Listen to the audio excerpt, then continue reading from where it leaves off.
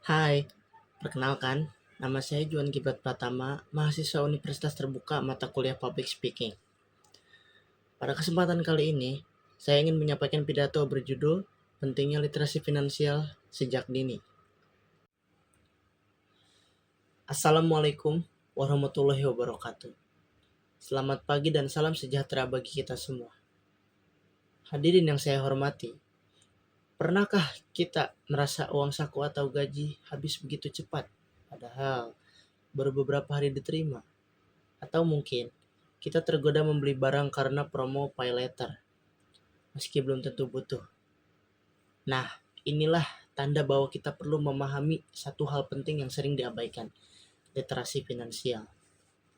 Hadirin sekalian, literasi finansial bukan sekedar tahu cara menabung, tetapi kemampuan memahami bagaimana kita mengelola, menggunakan, dan merencanakan keuangan dengan bijak.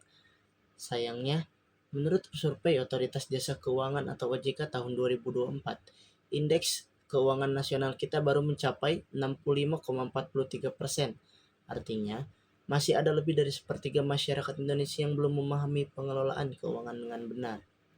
Yang lebih memprihatinkan, data dari Liputan 6 2024 menunjukkan bahwa kelompok usia 15 sampai 17 tahun, yaitu remaja seperti kita, memiliki tingkat literasi keuangan paling rendah, hanya sekitar 51,68%.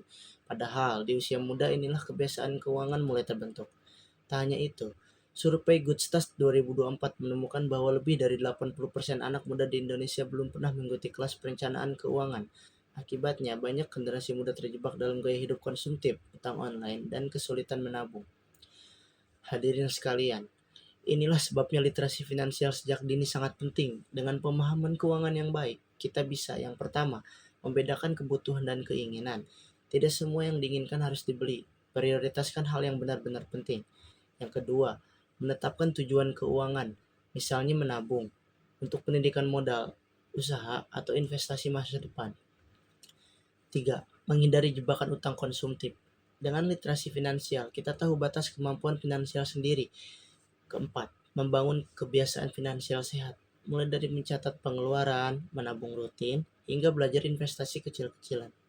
Bayangkan, jika kita semua mempunyai kebiasaan mengatur keuangan dengan baik sejak remaja, Indonesia bukan hanya punya generasi cerdas, tapi juga generasi mandiri secara ekonomi.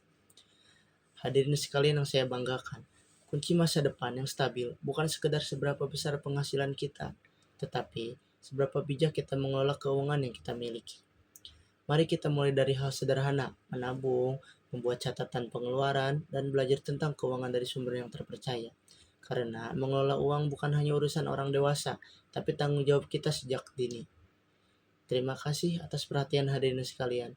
Wassalamualaikum warahmatullahi wabarakatuh.